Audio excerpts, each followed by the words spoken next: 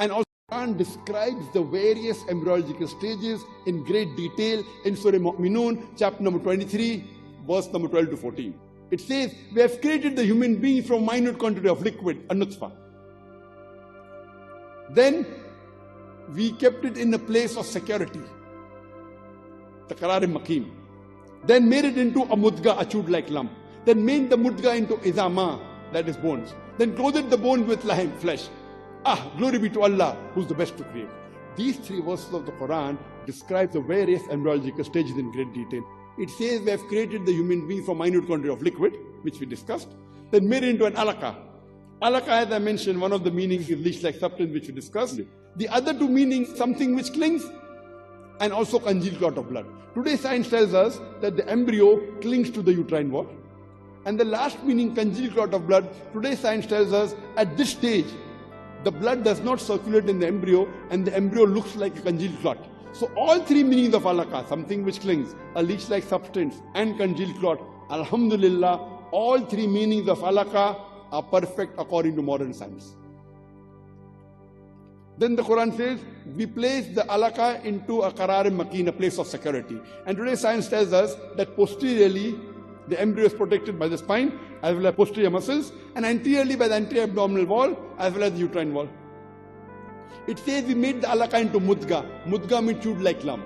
So Professor Keith Moore, he took plasticine and made it look like a leech-like substance, then bit it between his teeth to make it look like a mudga, a chewed-like lump. And when he observed it, he saw that the teeth marks resembled the somites from where the nerves develop. Then the Quran says we made the mudga into izama, bones. Then we clothed the bones with lahim, flesh. Glory be to Allah, who's the best to create. What does Quran mean by saying at this stage, glory be to Allah, who's the best to create? Today science tells us, till this stage, the development of the human being is somewhat similar to the development of the other animals like rabbits and fish, etc. Only after this stage, you find a development of the head, of the hands, of the feet, which is different than the other creatures. Quran says in Surah Hajj, chapter number 22, verse number 5, we have created the human being from minute quantity of liquid and made it into an alaka, made the alaka into mudga, partly formed, partly unformed.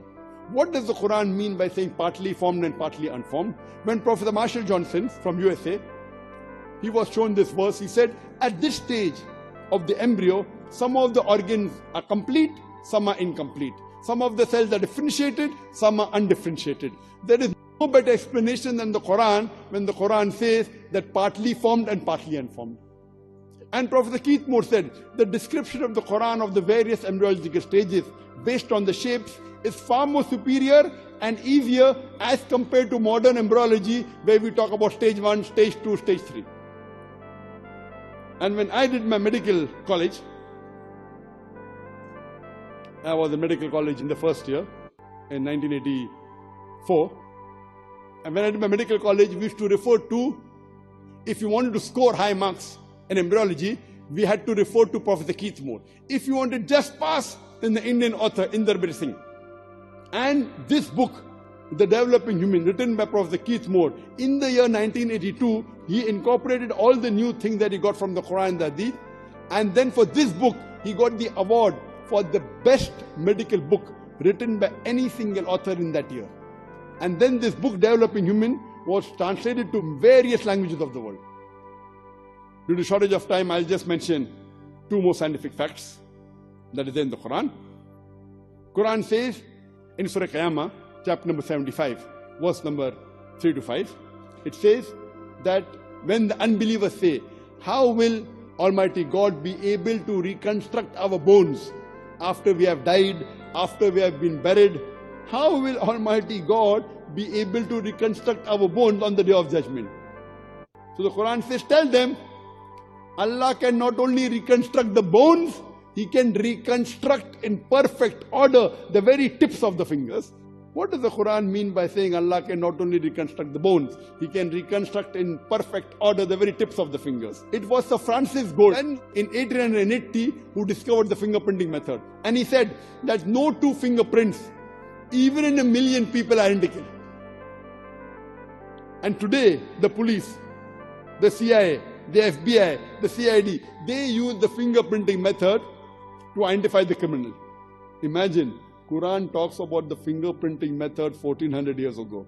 That Allah can not only reconstruct the bone, leave aside the bone they're talking about, Allah can also reconstruct in perfect order the very tips of the fingers.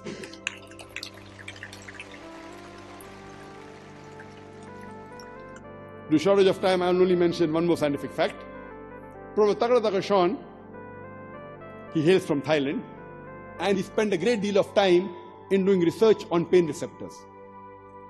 Previously, we thought it was only the brain which was responsible for the feeling of pain. After science advance, we have come to know there are certain receptors in the skin which are called as pain receptors, which are also responsible for the feeling of pain. That is the reason if a patient of burn injury comes to a doctor, the doctor takes a pin and pricks it in the area of burn. If the patient feels pain, the doctor is happy because the pain receptors are intact. If the patient does not feel pain, then the doctor is sad because the pain receptors have been burnt. It's a deep burn. Quran tells in Surah Nisa, chapter number 4, verse number 56, as to those who reject our signs, we shall cast them in the hellfire. And as often as their skins are roasted, we shall give them fresh skin so that they shall feel the pain. As often as their skins are roasted, we shall give them fresh skin so that they shall feel the pain. Indicating there is something in the skin which is responsible for the feeling of pain, which today we call as pain receptors. When Prophet Zakir Naik was shown this verse of the Quran and was asked to comment on it, he said, I cannot believe. I have spent so many years. How could this old book, 1400 years ago, talk about pain receptors? After verifying with Professor Keith Moore and again verifying the translation, he was so impressed with the Quran that in the medical conference in Riyadh, in the conference itself, he said, La ilaha illallah, Muhammad Rasulullah. There is no God but Allah, and Prophet Muhammad is the messenger of Allah.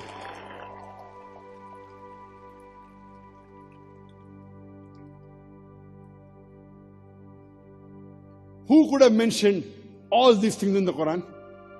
You ask the atheist, who could have mentioned this in the Quran? The only reply I can give you is the creator, the manufacturer, the inventor, the producer. This creator, this manufacturer, this inventor, this producer, we Muslims call as Allah. The only person who can write this in the Quran 1400 years ago is the creator of the universe, is the creator of the human beings, is the manufacturer, is the producer. This creator, this manufacturer, this producer, we Muslims call as Allah.